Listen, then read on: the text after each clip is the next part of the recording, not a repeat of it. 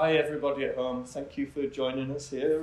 We're in Topolski's studio. So Feliks Topolski was an illustrator, a very famous illustrator, and I'm here with his grandson Lucien to give you a little bit of an idea of Topolski's work and hopefully do some drawing later this afternoon.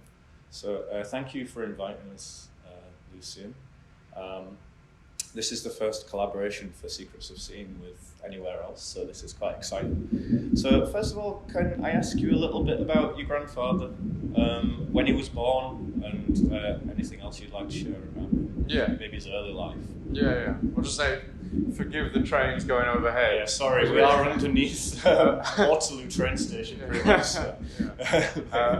But if you're still here. So, Feliks was born in 1907 in Warsaw. Okay. And so with this painting here, you really have his recollections, his vision of his own birth. Yeah, so for that point, this is Topolski here, right? Yeah. Granddad. Yeah.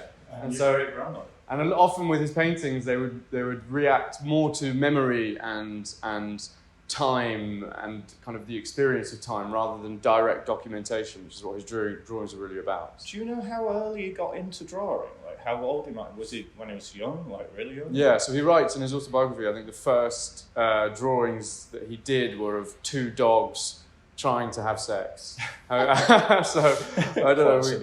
Yeah, but it's and he writes about it in his autobiography and kind of thinking at that moment, just being drawn to this kind of roughness of life, the kind of trueness of it. Yeah, so his whole life experience was drawing everything, right? Drawing anything he saw. He would have a sketchbook with him most of the time. Yeah.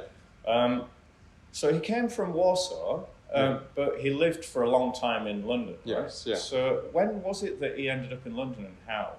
Yeah, so having trained in an independent Poland until the early 30s as an artist in Warsaw. He then did a kind of grand tour of Europe by himself, visiting Italy, France, and training in those countries, and like Paris in drawing. Briefly went back to Poland, having built a relationship there and a career there as an illustrator, and then by 1935 came to London to document the Silver Jubilee of King George V.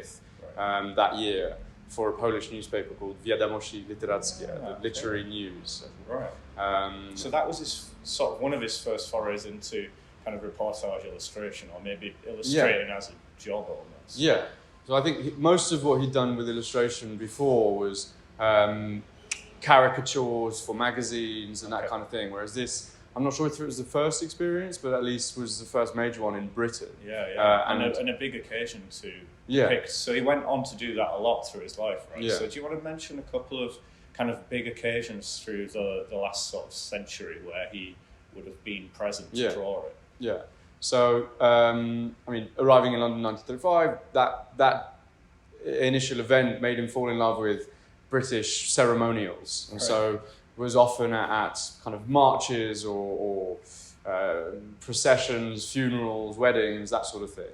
Yeah. But in 1939 became an official war artist for both Poland and Britain. He was the only foreign artist to be an official British war artist as well. He was quite heavily involved in that time. Yes, yeah.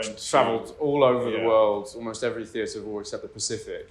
So in Russia, across Africa, the Middle East, Asia, met Chiang Kai-shek and Gandhi and Churchill and everybody in that time then, and his drawings from that time are particularly evocative. Then he was at Papenburg and Bergen-Belsen concentration camps as well, and the Nuremberg trials after the war. Yeah, and so amazing, it's really? bonkers. These kind of key moments in time. Yeah. So from also very horrific key moments in time to also more celebratory things as well. Yeah. I mean, he was also, so both of his parents were Jewish. You can see in the far left of that picture was his Orthodox Jewish grandfather. And so, although he grew up relatively secular, his parents were more interested in kind of political activism, which is how they met. Having gone through Europe and in the pre-war years, did a lot of caricatures of these fascist dictators. To actually witness concentration camps firsthand must have been, he writes about his Jewish identity later on, going back to Warsaw and seeing that obliterated and being, although as a child it didn't really figure in his life, looking back at this culture just eviscerated was it was a defining moment as well. Yeah, I think you can see that through his work, through the rest of his life, his relationship to almost humanity. Yeah. One of the things that I noticed through looking through the work with you is like his massive interest just in people, anywhere. Like he would draw everyone. Yeah. So I think it's important just at that point to mention, it is that idea of like a kind of vertical view of society, and he is with, the Malcolm X or Martin Luther King or Chairman Mao, but he's also with the foot soldiers in the street and actors and dancers, but also tramps and. Yeah, that's a really good point. So I mean the kind of range of people that you drew is quite staggering. So you've already just mentioned a whole handful of very famous people that everybody at home will, I'm sure, know.